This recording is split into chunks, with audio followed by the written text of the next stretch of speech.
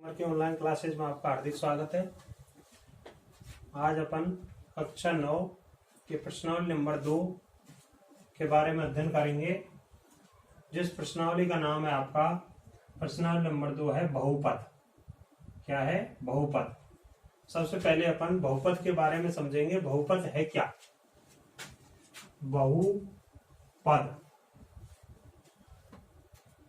जैसा कि नाम से ही जान लीजिए आप, बहु माने बहुत और पद माने पद, यानी बहुपद। और बहुपद में जो बहुपद बना है मिलकर बीजीय व्यंजक से, बीजीय व्यंजक, बीजीय व्यंजक। और बीजीय व्यंजक किसे कहते हैं? यानी चर और अचर, चर राशि और अचर राशि के मेल को बीजीय व्यंजक कहते हैं। जैसे अपन बीजीय व्यंजक, यानी बीजीय व्यंजक है क्या, बीजीय व्यंजक कैसे बनता है? जैसे अपन कोई त्रिभुज लेते हैं, क्या लेते हैं? त्रिभुज। और त्रिभुज में मैं बोलता हूं कि त्रिभुज का आधार, आधार त्रिभुज की, त्रिभुज का आधार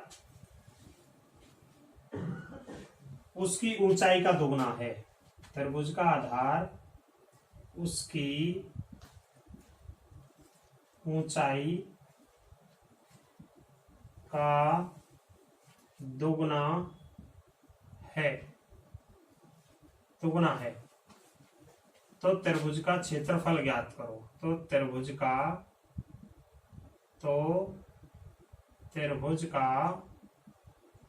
क्षेत्रफल ज्ञात करो। देखिए, अब त्रिभुज का आधार दे रखा है कि दोगुना है। कितना है? दोगुना। त्रिभुज का आधार कौन सा? ये आधार। ऊंचाई ये, यानी ए बी सी। ए सी क्या है? ऊंचाई। ए बी क्या है? आधार। तो त्रिभुज का आधार उसकी ऊंचाई का दोगुना है। त्रिभुज का आधार उसकी ऊंचाई का दोगुना है। तो ऊंचाई दे रखी है कि ऊंचाई का दोगुना है, तो आपको लिखना है माना ऊंचाई, यानी त्रिभुज की ऊंचाई बराबर x मीटर। जो मान नहीं दे रखा है उसके बारे में अपन को, यानी चर राशि, चर और अचर, चर राशि x माननी है। और आधार कितना हो जाएगा? आधार बराबर कितनी बता रहा है? आधार दोगुना, तो 2x। कितना? 2x। अब इसका जो समीकरण बन गया, बीजीय व्यंजक जो बन गया, वो बन गया x इंटू 2x। क्यों? क्योंकि त्रिभुज का क्षेत्रफल, त्रिभुज का क्षेत्रफल है 1/2 आधार गुना ऊंचाई। आधार कितना है? 1/2 इंटू आधार कितना है? 2x। ऊंचाई कितनी? x। बराबर होंगे 1/2 इंटू 2x स्क्वायर। तो ये क्या बन गया? बीजीय व्यंजक। क्या बन गया? बीजीय व्यंजक। जैसे साधारण सी भाषा में अपन बोल देते हैं कि मेरी ऊंचाई उसकी ऊंचाई के दोगुने से 3 अधिक है। मेरी ऊंचाई उसकी ऊंचाई के दोगुने से 3 अधिक है। तो मेरी ऊंचाई कितनी? x। और दोगुने से, तो दोगुना, और कितनी अधिक? 3 अधिक। तो मेरी ऊंचाई उसके दोगुने से 3 अधिक है। ये क्या बन गया? 2x प्लस 3, बीजीय व्यंजक। तो इस प्रकार से बनता है बीजीय व्यंजक। और बीजीय व्यंजक में 2 राशि होती हैं जिनको बोला जाता है चर, चर राशि और अचर राशि। चर राशि किसे कहते हैं? चर राशि ABCD के जितने भी अक्षर हैं उनको चर राशि बोला जाता है। जैसे x है, y है, z है, a है, b है, p है, q है, r है। जितने भी अक्षर, 2600 अक्षर चर राशि के नाम से जाने जाते हैं। परिभाषा है चर राशि की कि जिनके मान में कोई भी परिवर्तन हो सकता है, जिनके मान में परिवर्तन हो सकता है, जिनका मान बदल सकता है, वो चर राशि कहलाती है। और जिनके मान में परिवर्तन नहीं होता है, जैसे 1 है, 2 है, 4 है, 8 है, 57 है, 76 है, यानी जिनके मान में कोई परिवर्तन नहीं होता है, वो चर राशि कहलाती है। तो चर और अचर के मेल को बीजीय व्यंजक कहा जाता है। क्या कहा जाता है? बीजीय व्यंजक। चर और अचर राशियों के प्लस माइनस के माध्यम से जोड़ को या घटा को क्या कहते हैं? बीजीय व्यंजक। अब बीजीय व्यंजक के बाद आता है आपकी, ये बीजीय व्यंजक आता है बहुपद में। बहुपद में बहुत यानी बहु माने बहुत, और पद, पद क्या चीज है? जैसे मैं समीकरण लिखता हूं x² प्लस 7x प्लस 3, इसमें पद यानी x² एक पद, 7x दो पद, दूसरा पद, और 3 तीसरा पद। ऐसे ही x3 प्लस √3x प्लस 17, या फिर x² माइनस 1, इसमें पदों की संख्या देखो, एक पद, दो पद, तीन पद, एक पद, दो पद। इसमें घातांक यानी बहुपद कितने प्रकार होते हैं? पद के अनुसार पदों का विभाजन किया जाता है। जैसे एक पद है तो एक पदीय है, दो पद हैं तो द्विपदीय है, तीन पद हैं तो त्रिपदीय है। पदों के अनुसार त्रिपदीय, एक पदीय, जैसे एक पदीय x की घात 4 या 5, ये एक पदीय, एक पदीय बहुपद, बहुपद। ये दूसरा त्रिपदीय बहुपद, त्रिपदीय बहुपद, ये भी त्रिपदीय बहुपद। और ये द्विपदीय बहुपद, द्विपदीय बहुपद। अब बारी आती है घात के, घातांक के आधार पर पदों को कैसे विभाजित किया जाता है। जैसे आपको समीकरण में इसको ही ले लीजिए आप, x की घात 5, तो इसमें अधिकतम घातांक कितनी है? 5। इसमें अधिकतम घातांक कितनी है? 2। तो इसको क्या बोला जाएगा? द्विपदीय। x² plus 7x plus 3, x की घातांक 2, इधर 7x, तो x की घातांक 1 और प्लस 3, तो इसको क्या बोला जाएगा? द्विपदीय। क्या बोला जाएगा? द्विपदीय। और इसको x की घातांक 3, यानी अधिकतम घातांक को देखना है आपको। अधिकतम घातांक 2 है द्विपदीय, अधिकतम घातांक 3 है त्रिपदीय, अधिकतम घातांक 2 है द्विपदीय, अधिकतम घातांक यदि 1 है तो उसको बोला जाता है रैखिक बहुपद। क्या बोला जाता है? रैखिक बहुपद, यानी रैखिक बहुपद, बहुपद। जैसे x प्लस 1, ये रैखिक बहुपद है। कैसा है? रैखिक बहुपद। अब बारी आती है आपकी बहुपद की परिभाषा क्या है, बहुपद कहते किसे? ये तो रहा आपका बीजीय व्यंजक। पदों के आधार पर एक पदीय बहुपद, द्विपदीय बहुपद, त्रिपदीय बहुपद। और घातांकों के आधार पर, घातांकों के आधार पर बहुपद कितने प्रकार के होते हैं, यानी अधिकतम घातांक 2 हो तो द्विपदीय, द्विघातीय बहुपद, अधिकतम घातांक 3 होती है त्रिघातीय बहुपद, और अधिकतम घातांक यदि 1 होती है तो रैखिक बहुपद। अब बहुपद की आती है आपकी परिभाषा, बहुपद की परिभाषा, यानी बहुपद कहते किसे हैं। इसमें आपके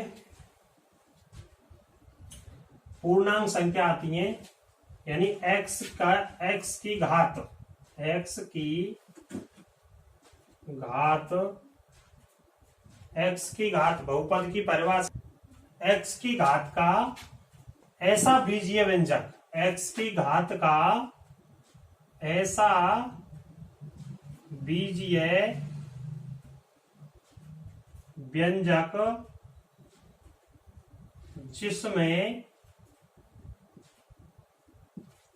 x की घात का ऐसा बीजीय व्यंजक जिसमें x की घात, जिसमें x की घात केवल, x की घात का ऐसा बीजीय व्यंजक जिसमें x की घात केवल अऋणात्मक,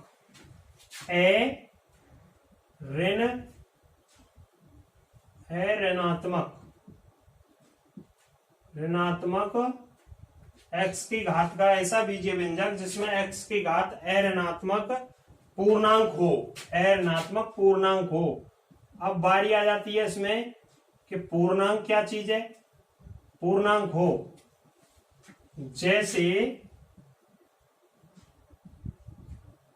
a0 plus a1 x1 plus a2 x2 x square plus a3 x3 dash dash dash plus an x की घात n, यानी n से प्रदर्शित किया जाता है ऋणात्मक पूर्णांक। n बराबर ऋणात्मक पूर्णांक। पूर्णांक किसे कहते हैं? पूर्णांक यानी जैसे 0 plus minus 1 plus minus 2 plus minus 3 plus minus 4 plus minus 5 plus minus 6 dash dash dash, यानी पूर्णांक यानी बाईं ओर ऋणात्मक तथा दाईं ओर धनात्मक। पूर्णांक बाईं ओर धनात्मक और दाईं ओर ऋणात्मक मान की तरफ अग्रसर होता है, वो पूर्णांक कहलाता है। पूर्ण 0 से और अनंत तक की संख्याओं को पूर्ण संख्या, प्राकृत संख्या 1 से लेकर अनंत तक की संख्या को प्राकृत संख्या, तथा यहाँ पे आती है वास्तविक संख्या। वास्तविक संख्या परमेय और अपरिमेय के मेल को वास्तविक संख्या कहा जाता है। परमेय और अपरिमेय संख्याओं के मेल को वास्तविक संख्या कहा जाता है। और परमेय आप जानते ही हो, जो आपने पिछली क्लासों में पढ़ा है, कि वे संख्याएं जिन्हें p/q के रूप में लिखा जाता है, जहां पर p बराबर 0 लेकिन q बराबर 0 नहीं होना चाहिए।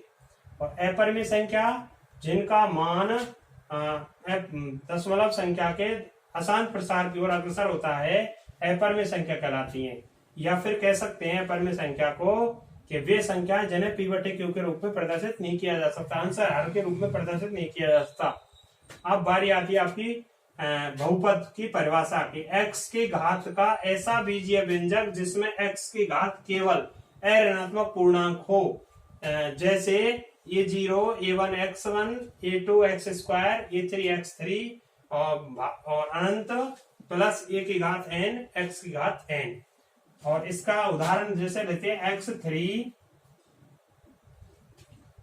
x3 plus x 7x minus 2। अब यहाँ पर x की घातांक कितनी है? 3। अपन जानते हैं यहाँ पर a0 लिखा हुआ है। क्या लिखा हुआ है? a0 का मतलब यानी किसी भी अंक की घातांक, जैसे ये क्या है, इसकी अधिकतम घातांक कितनी है? 3। और 7x की अधिकतम घातांक 1। और ये क्या है? अचर राशि। यदि x की घातांक 0 होती है, उसका मान कितना होता है? 1। अपन जानते हैं तो 2 की घात कितनी है? x है ही नहीं, तो क्या मान लेंगे? x की घातांक 0 और अंक क्या है? चर 2। अब अपने सवालों में चलते हैं अपन चर और अचर यानी बहुपद। चर अचर के बाद आती है आपकी बहुपद। बहुपद के बारे में आपको बताया कि x की घातांक का ऐसा बीजीय व्यंजक जिसमें x की घात केवल अऋणात्मक पूर्णांक हो। अऋणात्मक पूर्णांक से मतलब है अऋणात्मक पूर्णांक से मतलब है जो संख्या ऋण की नहीं होनी चाहिए। अऋणात्मक यानी धन की संख्या, जैसे प्लस के 4 प्लस के 7, यानी ये संख्या अऋणात्मक पूर्णांक है। और ऋणात्मक संख्या नहीं होनी चाहिए, यानी ये ऋणात्मक संख्या है। और अऋणात्मक संख्या है धन की जितनी भी संख्या है वो अऋणात्मक संख्या मानी जाती है। अब आप प्रश्नावली नंबर बहुपद 2 तो 2.1 का सवाल नंबर फर्स्ट पढ़ोगे। 2.1 प्रश्नावली में देखिए 4x square minus 3x plus 7, ये सवाल नंबर पहले का पहला है। पहला सवाल आपका बोलता है कि निम्नलिखित में से कौन कौन से चर में एक चर में बहुपद है। देखिए सवाल नंबर फर्स्ट है आपका 2.1 प्रश्नावली नंबर 2.1 का 2.1 का पहले का पहला सवाल है। सवाल आपका कहता है कि निम्नलिखित में से कौन कौन से चर बहुपद हैं और कौन कौन से नहीं, कारण सहित उत्तर दीजिए। तो पहला है आपका 4x square minus 3x plus 7, ये क्या है? बहुपद है। क्या है? बहुपद है। अब इसमें आप अधिकतम घातांक देखोगे कितनी है, 2 है, लेकिन 2x की घातांक 2 है, और 2 में भी आपको ये ध्यान रखना है कि x की घातांक पूर्ण संख्या है या नहीं है। पूर्ण संख्या नहीं है तो आप उसमें लिख सकते हो कि बहुपद नहीं है। और इसमें संख्या क्या है, x की घातांक 2 पूर्ण संख्या, पूर्ण संख्या यानी 0 से लेकर के अनंत तक की संख्या पूर्ण संख्या कहलाती है। तो 4x², अब x की घातांक अधिकतम कितनी है, 2 है, माइनस के 3x प्लस के 7। तो अपन लिखेंगे इसमें एक चर में बहुपद है। बहुपद यानी बहुत से पद, एक पद, दो पद, तीन पद, एक या एक से अधिक पद बहुपद। और बहुपद के बारे में मैंने आपको बताया है कि बहुपद कहते कैसे हैं। अब ये देखिए जरा, x एक चर में बहुपद है, एक चर में बहुपद है, x की घातांक 2 है, पूर्ण संख्या है तो बहुपद है, पूर्ण संख्या नहीं है तो बहुपद नहीं है। एक चर कैसे, एक चर कि यानी 4x², तो 4x² में चर क्या है, x, इधर 3x में चर क्या है, x। तो पूरे बीज व्यंजक यानी बहुपद में आपका चर क्या है, x है, तो मैंने लिखा एक चर, तो एक चर ही है, एक चर, और बहुपद ये है ही तो बहुपद है। ऐसे ही सवाल नंबर 2 है आपका, इसमें जवाब है एक चर में बहुपद है। सवाल नंबर 2 है आपका y² प्लस √2, y² प्लस √2। अब देखो y की घातांक कैसी है, पूर्ण संख्या है और बहुपद है, तो यहाँ पे भी भैया एक चर में बहुपद है, बहुपद है। तीसरा सवाल है आपका, यानी एक चर में बहुपद है। बहुपद का मतलब है कि समीकरण जो बीजीय व्यंजक दिया हुआ है आपका, उसमें घातांक पूर्ण संख्या होनी चाहिए। पूर्ण संख्या है तो बहुपद है, पूर्ण संख्या नहीं है तो बहुपद नहीं है। अब दूसरे सवाल में y² यानी y पर घातांक कितनी है, 2 है, और 2 कैसी है, पूर्ण संख्या है, पूर्ण संख्या है तो बहुपद है। अगला सवाल है 3t प्लस t√2। अब इसमें चर तो एक ही है, t, दोनों तरफ t है, लेकिन घातांक है नहीं, पूर्ण संख्या नहीं है, इसीलिए क्या लिखेंगे अपन, एक चर में बहुपद नहीं है, एक चर में बहुपद नहीं है। तो क्यों नहीं है, यहां लिखेंगे बहुपद नहीं है क्योंकि घातांक पूर्ण संख्या नहीं है, घातांक पूर्ण संख्या नहीं है। इसी प्रकार सवाल नंबर 4 है आपका, सवाल नंबर 4, यानी जिस चर में घातांक पूर्ण संख्या है वो बहुपद होगा। उसमें कितने चर है, उन चरों की संख्या बतानी है। इसमें चर कितने, इसमें चर है x ये केवल, इसमें चर है y केवल, इसमें चर है केवल t। लेकिन चर में संख्या कब लिखेंगे, जब बहुपद है। बहुपद ही नहीं है तो चरों की संख्या लिखना आपको आवश्यक नहीं है, ये ध्यान रखना है। फिर से देखिए आप, 4x² माइनस 3x प्लस 7, ये आपका सवाल है नंबर फर्स्ट का पहला। 4x² में x की घातांक अधिकतम 2 है, तो ये पूर्ण संख्या है। पूर्ण संख्या होने के कारण ये अपन लिखेंगे एक चर है, क्योंकि चर एक है x इधर है, x इधर है, यानी इसमें और कोई अक्षर ABCD का है नहीं, इसलिए एक चर है। और बहुपद है तो एक चर में बहुपद है। ऐसे ये प्रक्रिया एक चर में बहुपद है, क्योंकि इसमें एक ही चर है भाई, और बहुपद है ही क्योंकि बहुपद क्या है, जब इसमें पद होंगे। और अधिकतम घातांक कितनी है, पूर्ण संख्या है। इसमें अधिकतम घातांक पूर्ण संख्या नहीं है, इसलिए बहुपद नहीं है। क्यों नहीं है, क्योंकि घातांक पूर्ण संख्या नहीं है। सवाल नंबर 4 पे आ जाइए आप। सवाल नंबर 4 है आपका y plus 2/y, y plus 2/y। तो एक वही तीसरे सवाल जैसे, तो सेम कंडीशन यही मान आ जाएगा, बहुपद नहीं है क्योंकि घातांक पूर्ण संख्या नहीं है, बहुपद नहीं है क्योंकि घातांक पूर्ण संख्या नहीं है। पांचवा है आपका, सवाल नंबर 5 है आपका, x की घातांक 10 प्लस y की घातांक 3 प्लस t की घातांक 5। अब देखिए आप, इसमें चर कितने, 3, एक x है, दूसरा y है, तीसरा t है, तो चर कितने हो गए, 3, और 3 चर है और बहुपद है भाई, बहुपद 1, 2 और 3, तो 1 और 3 4 3 चारों में बहुपद है। ये आपके प्रथम सवाल के 5 सवाल हो जाते हैं।